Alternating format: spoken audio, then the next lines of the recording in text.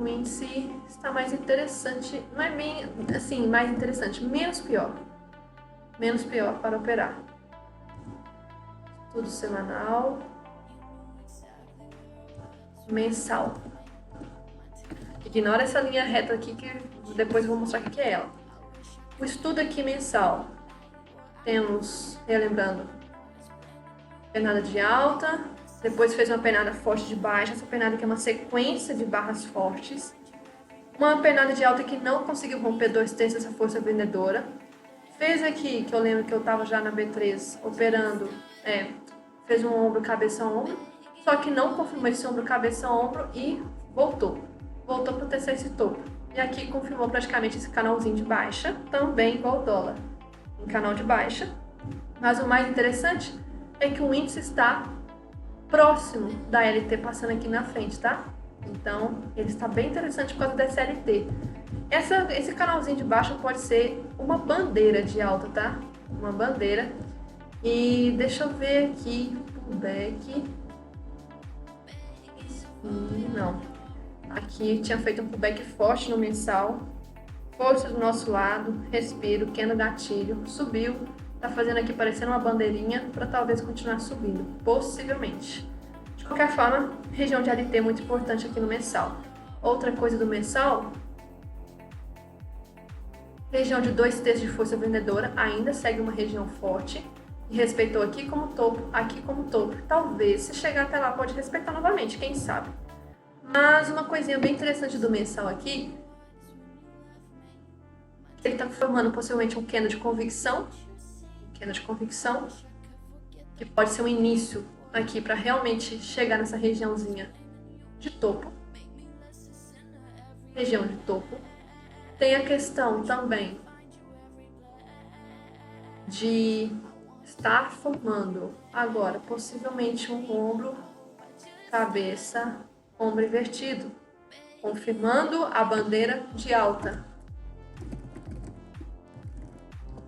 Ok. Outra coisinha importante, o mensal não tem, o semanal já dá para ver claramente esse ombro, cabeça, ombro querendo ser formado. Nós estamos na fase ainda da formação do segundo ombro, tá?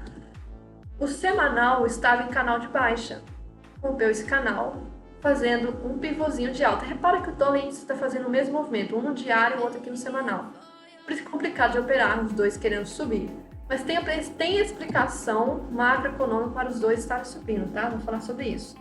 Aqui então, índice querendo formar um pivôzinho então, de reversão. Se eu pegar aqui essa pernadinha desse fundo aqui pra cá, jogar lá pra cima, o primeiro alvo tá aqui em cima ainda. Então tem região para chegar junto com esse topo dessa região aqui, tá? Tem região ainda para chegar. Isso no semanal. Outra coisa. Ressegurou em 2/3 de força compradora. Eu tava falando que era muito, muito importante desse candle aqui, ó, candle 15. Era muito importante que o índice segurasse nessa região de 2/3, tá?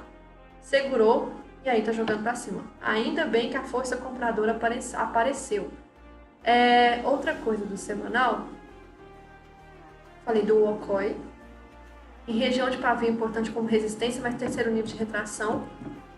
Se eu trouxer essa retração aqui, nós estamos em região de terceiro nível de retração junto com esse caixotinho aqui. Esse caixotinho eu vou mostrar em tempo gráfico do diário, fica melhor. Média de 20 e média de 200 cruzaram pela primeira vez depois de muito tempo. E aí é uma incógnita. Será que foi rompimento falso? Será que foi rompimento falso? E vai voltar para cima? Essa média de 200 aqui para mim tá complicado de tentar entender. Próximo de região de sobrecompra pelo IFR, tomar cuidado, tá? Próximo. E agora no diário, o diário do índice, o caixotinho que eu estava falando, e vejam como que o índice está agarrado nessa região desse caixote. Agarrou aqui nessa região, agarrou aqui, e está formando muitos candles de rejeição. Rejeição, rejeição, rejeição, nessa região, tá? E se eu olhar por médias, o que está acontecendo aqui? Já os estudos. Foque na média 9, média azulzinha. O preço rompe a 200, Mas foca na média 9, esticado, fazendo uma deriva. Faz um pullback na 9. Para mim tá complicado aqui pelo fato de estar esticado, mas tem algumas vantagens para o fazer esse movimento de alta continuar. Troca de polaridade com essa última região de topo, tá? Tem alvo para pegar de liquidez aqui em cima, bem interessante para pegar essa liquidez aqui em cima mais também. Só que, já mais uma coisa do diário, região do caixote é importante para romper. Essa região então é muito importante. Vou voltar com os estudos aqui. Fez pullback na média 9, mas parece ainda estar esticado. Últimos candles de rejeição. Fez troca de polaridade com o último topo. E na formação da quinta onda de Elliott. Isso aqui é muito importante. Confirmou um ombro, cabeça, ombro aqui embaixo, invertido. E aí tem alvos para cumprir, né? Rompeu a linha do pescoço e tem alvo para cumprir. Só que aí, nós estamos também na quinta onda de Elliott. Que quinta onda de Elliott? Se eu olhar no movimento mais micro aqui, 1, 2, 3, 4, 5.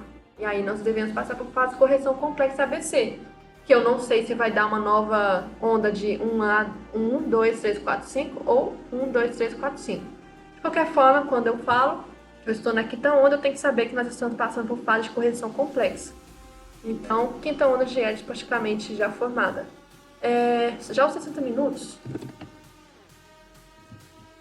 nós estávamos subindo em forma de deriva. Deriva, muito difícil de operar nessa região aqui nos 5 minutos, intraday. Cravou essa região do topo do diário lá de trás, tá? Fez uma rejeição aqui, rompeu esse canal. E aí, se eu considerar a retração do início da deriva, para ver até onde que foi essa correção aqui, a gente vê que foi praticamente quase o terceiro nível de retração. Uma região abaixo de 110 mil pontos, mas que pelo fluxo, que eu gosto de acompanhar o fechamento a análise do Darlan, inclusive eu vou ver que depois de hoje, daqui a pouco, ele estava comentando sobre essa região ser forte, tá? Para os compradores atuarem. Então acabaram atuando mesmo.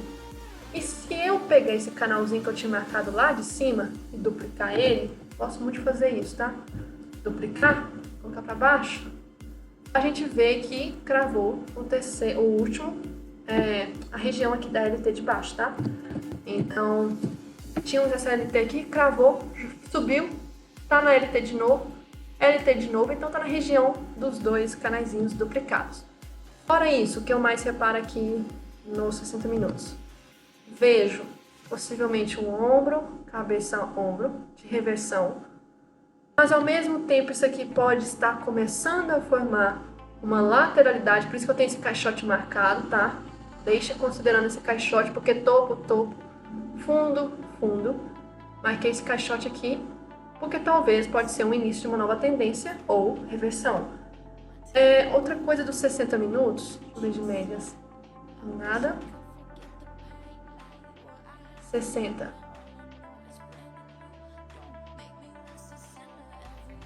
Praticamente a fase de correção complexa está confirmando com essa visão de lateralidade, junto com o possível oco. Então vamos ficar atentos em 15 minutos. Praticamente não vejo nada. Quinta e sexta se formou dentro das duas LTs aqui.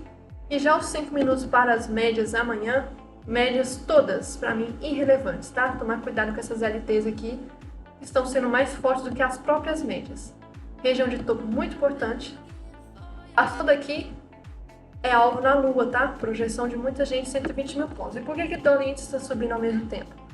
Questão macroeconômica. A inflação está vindo abaixo do esperado, ainda mais com o valor agora da gasolina, né? Centavos abaixo. A inflação está vindo abaixo do esperado, quer dizer o quê? Que a inflação está se controlando e os juros não é mais sustentável no patamar que está. Então, se os analistas e corretoras, enfim, instituições estão programando juros para baixo, inclusive os DIs ultimamente estão abaixo, DIs, quer dizer o quê? Talvez o Banco Central realmente vai baixar os juros no segundo semestre. Baixando os juros é favorável para as empresas da renda variável. Então vai vir muito investimento para a renda variável, porque deixa de ser interessante talvez renda fixa a longo prazo, porque os juros vão baixar. Então envolve para cima, tá? Só que nós temos um grande probleminha. Por que o dólar está subindo ao mesmo tempo? Porque nós estamos passando por um cenário macroeconômico que lá fora também está tendo inflação nos Estados Unidos. E lá está na fase ainda descontrolada. Notícias vindo acima do esperado, alguns meses, mas enfim, descontrolada, e eles estão ainda na fase de aumento de juros. Não parou por enquanto. E aí, se eles não pararam, se eles talvez podem aumentar, mas de qualquer forma, eles não pararam, tá alto. É melhor você receber em dólar, em um país, teoricamente, seguro. Então, muitos investidores tiram dinheiro da renda fixa ou renda variável, de qualquer forma vai para os Estados Unidos, porque estão sabendo que aqui o Brasil vai baixar os juros, não é tão interessante a renda fixa. Então nós temos o dólar para cima, índice para cima, os DIs para baixo. E aí, se juntar o cenário macroeconômico, às vezes a gente nem vai acompanhar as bolsas lá fora, tá? As bolsas lá fora, deixa eu ver como que tá o S&P. O S&P, pelo menos, a gente pode acompanhar a bolsa. O S&P está subindo em forma de deriva, pode ser figura de reversão, e de qualquer forma está em alta lá. A gente está subindo aos pouquinhos, mas o dólar, olha que interessante, o DXY diante de outras moedas. Com a expectativa de mais aumento da taxa de juros dos Estados Unidos, não só por isso também, o dólar subiu bastante nesses últimos dias, últimas 2 semanas, comparado ao movimento nesses últimos 3 meses aí. E aí, antes de romper esse fundo, acabou subindo agora. Então, juntando com a força do DXY lá fora, a gente pode ver o dólar voltando para cima de R$5. Não estranhe esse movimento. E índice também para cima, tá? O índice está muito forte para querer subir. Muito. E outra coisa, por que eu acho que isso aqui pode ser uma região de correção complexa ABC? Pode ser possivelmente lateralidade. Posições em aberto, quinta e sexta. Para quarta, quinta e sexta. Quarta, estrangeiro comprado. Quinta, ele realizou lucro. Sexta, realizou mais. Nacional vendido. Quinta, desistiu um pouco. E sexta, se manteve. Não tem ninguém se posicionando, tá? Aqui tem desmontagem de ambas as posições, ou seja, região de desmontagem, distribuição ou possível reacumulação de Wyckoff para voltar a subir. Então, pelas posições abertas, eu já vejo que o movimento aqui, eles estão usando essa região para poder desmontar, realizar, montar talvez um pouquinho também. Vamos ver como que vai ser amanhã, porque amanhã tem uma coisinha muito interessante, duas. Que, primeiro, sábado, ontem, no fim da tarde, a questão do teto de juros da dívida pública dos Estados Unidos meio que foi resolvida em parte. Chegaram em acordo provisório para evitar calote da dívida dos Estados Unidos. O que é esse calote? Resumindo, tá? Vamos supor que o governo, tá, tem dívidas. Gastos. A fatura é de 1K. Eles estão com dívidas de, por exemplo, 1,5, ou seja, mais do que eles podem arcar. E aí eles estão fazendo o quê? Tentando aumentar a fatura para 2K. Aí eles podem gastar mais 500. E eles sempre fazem isso, tá? Não é a primeira vez. Então, era uma coisa que eu já não estava desesperada, mas o mercado gosta de especular pânico. Mas acabou que possivelmente deve controlar. Porque, gente, se acontecer um calote, Estados Unidos acontecer calote, pode arrumar suas malinhas, tá? Comidinha, porque estamos ferrados globalmente. Então, acho um pouco assim, improvável. Vários sites técnicos falam isso, que é improvável. Possível é. Improvável que aconteça agora e talvez nos próximos anos, sim, é improvável. E aí acabou que eles estão querendo aumentar aí a fatura, né? A fatura para poder gastar mais. Outra coisa importante, amanhã tem feriado nos Estados Unidos. Possibilidades. Fato. Volume baixo. Isso é fato. O volume vai ser baixo. Não tem estrangeiro operando com volume aqui, tá? Não tem corretores, assessores lá entrando com negócios aqui no Brasil.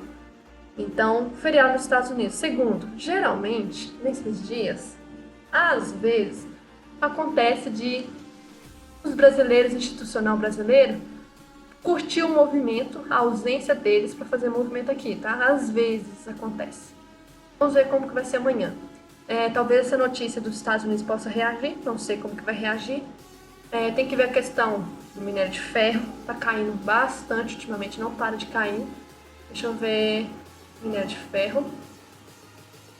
Não para, tá? Fez um pullback forte, tá fazendo agora possivelmente um gatilho aí. e EWZ, que é nosso TF, Ibovespa, ETF negociado lá fora. Região praticamente igual ao Ibov nosso, igual. Topozinho importante, igual. O que eu quero ver? Petróleo. Petróleo em região de fundo importante, possivelmente está formando uma bandeira para cair.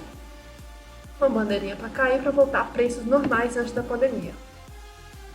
E a Vale e a Petro são duas que puxam bastante aqui. Vale ainda está em canal.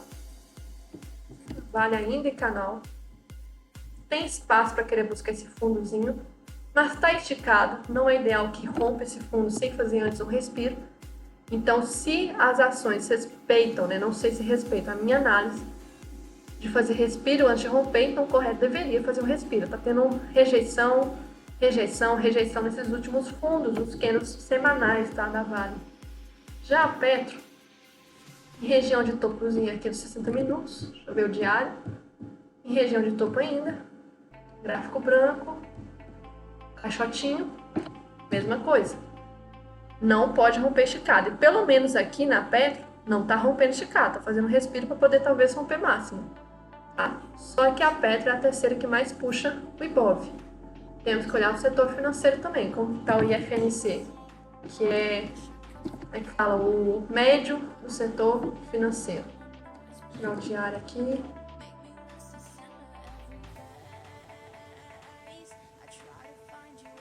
Diário, fez um pivôzinho, projeção. Primeiro alvo acabou de cravar, ferrou. Região de zona de pavio aqui em cima ainda. Região de 2/3 de força vendedora. Região de 2/3 de força vendedora. Semanal. Possivelmente esse topo deve respeitar. Possivelmente. Ainda por cima tem uma LT passando aqui. Ferrou. Se respeitar, ferrou. Aí FNC para baixo, puxando todos os bancos para baixo também. Petro que está querendo subir. Vale deveria subir também. Talvez as duas carregando a longo prazo consiga subir o índice aos pouquinhos, mas juntando com o fato que o índice está travado, pode acontecer muita coisa.